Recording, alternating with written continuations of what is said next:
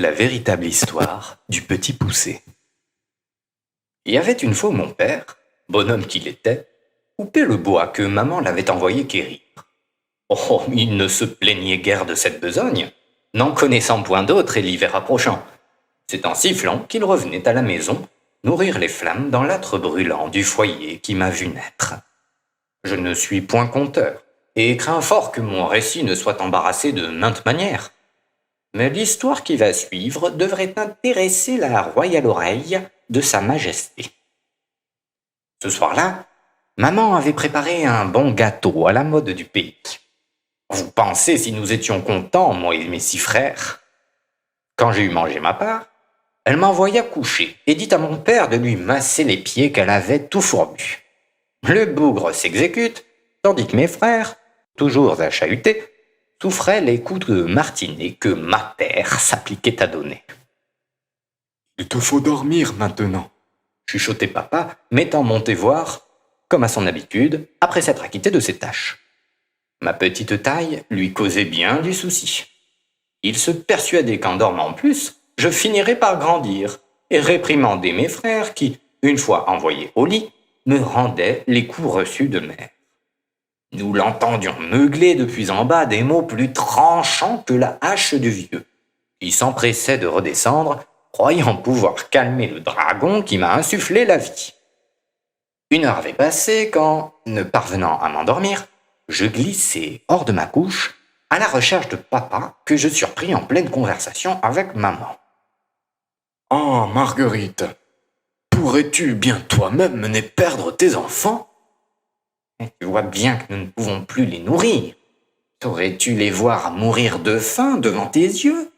Mon Guillaume, nous devons les mener perdre demain au bois, ce qui sera aisé, car tandis qu'ils s'amuseront à fagoter, nous n'avons qu'à nous enfuir sans qu'ils nous voient. » Il est vrai que le pain se faisait rare à cette époque. Mon père se fit une raison. Maman a encore aujourd'hui le don de se faire obéir. Heureusement pour nous, la situation a changé, et l'aisance dans laquelle je l'ai installée me vaut sinon sa gratitude, au moins sa reconnaissance. Je m'excuse pour ces digressions et reviens à mon sujet. Il me fallait échafauder un plan, car dans la forêt, les loups mangent les petits-enfants. Je défends d'ailleurs à mon filleul d'y pénétrer sans torche. On a tôt fait de se perdre, j'en sais quelque chose. Au crépuscule, tous les arbres se ressemblent. Leurs longues branches couchées sur le chemin vous empêchent d'aller librement et semblent chercher à vous retenir, vous engloutir. Et puis, il faut compter avec les frimas, les gelées, une bonne purée de pois, diable, un brouillard à couper au couteau, ça vous glace le sang. Où en étais-je ? Ah oui, je résolus de me priver du pain qu'on servirait au déjeuner du lendemain afin d'en utiliser la mie qui servirait à marquer le chemin du retour.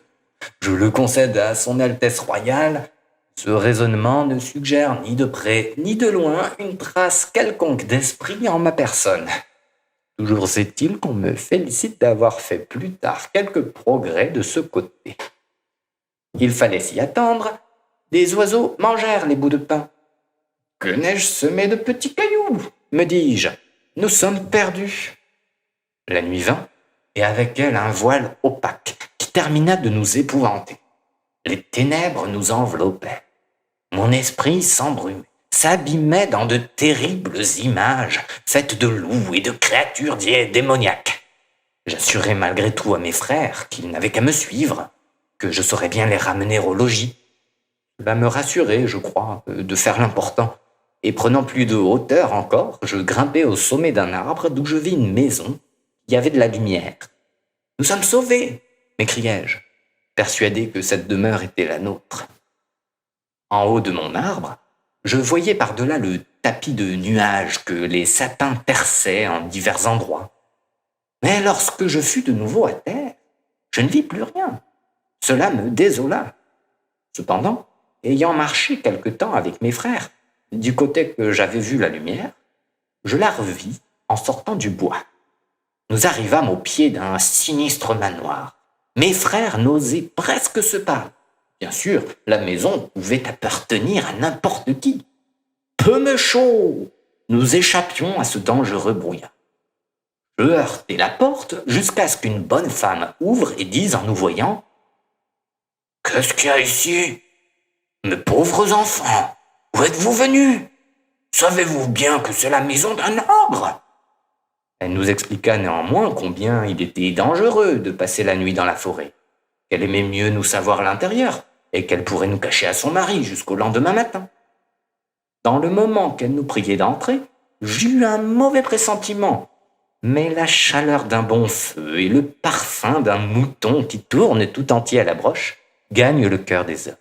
« Il y a là tant de viande, reprit-elle. Servez-vous, mais... Ciel, mon mari, le voilà qui revient. Ce sont ses pas dans l'allée, hâtez-vous. » Quand elle ferma la lourde porte du garde-manger sur nos talons, nous n'entendions plus que sa voix qui disait: « Oui, l'ogre arrive, mes enfants. Mais l'ogre, c'est moi. » Je fis par la suite le travail que vous savez, au moyen des bottes de 7 lieues, de sorte que ma famille est à présent, louée soit son Altesse royale, riche au lieu d'être à la misère. C'est que je suis parvenu à m'arracher aux griffes de l'ogresse, et c'est dire que ma ruse dépasse de très loin celle d'une bonne femme. J'ai su si bien faire que cette créature et sa monstrueuse famille ne mangeront plus jamais de chair humaine. Après qu'elle nous a enfermés avec un veau, 2 moutons et la moitié d'un cochon sanguinolent, l'ogresse voulut nous dévorer tout à l'heure. Elle mettait la main sur un couteau lorsque son mari, qui n'était pas ogre, arriva finalement et proposa de nous cuisiner lui-même. Il nous servirait en sauce, accompagné de haricots blancs, comme elle aimait. « Oh, mes gaillards, vous sentez bon la terre, sachez-le, quoiqu'elle mange de tout, mon épouse raffole des enfants de pauvres qu'elle dévore sans les mâcher, comme ça. » Quelle chance ai-je d'avoir un si bon époux, si gentil, prévenant et qui connaît mes goûts. Va, mon amour, nos filles te réclament là-haut. Je vais m'occuper d'eux. Pour moi, j'étais saisi de peur. L'ogresse, ravie de joie, pourrait annoncer la bonne nouvelle à ses filles que j'eus le plaisir de ne pas rencontrer. Enfin, l'homme approcha son petit aigri et rond de nos visages, et alors tint des propos surprenants. Il affirmait savoir de bonne part que nos parents devaient se lamenter en notre absence. Il disait encore que sa condition d'époux lui interdisait de nous laisser partir, mais que nous pouvions décemment lui avoir échappé. Là-dessus, l'ogresse sortit du coin d'ombre où elle attendait. « Voilà donc comme tu veux me tromper, vieille bête! Je ne sais à quoi il tient que je ne te mange aussi. » Puis elle mangea monsieur, qui n'avait pas laissé d'être un fort bon mari jusqu'à sa mort. Cette mauvaise femme avait le ventre si plein de lui qu'elle ne se pouvait mouvoir qu'à grand-peine et nous attraper encore moins. L'aîné de mes frères me pressait de fuir, souhaitant mettre tout l'espace de la campagne entre les dents de l'ogresse et sa propre peau. Il consentit cependant à jouer le rôle d'appât, en s'agenouillant devant le monstre que je fis basculer d'un bon coup de pied, son corps butant contre celui de mon frère, et de rouler jusqu'au fond d'un âtre brûlant. La chose réussit comme je l'avais pensé. Restaient les filles que j'embastillais dans leur chambre. Nous disons vivre dans ces meubles, à la cour, n'est-ce pas? Moi je dis qu'on y meurt aussi bien, pourvu qu'on y allume un feu.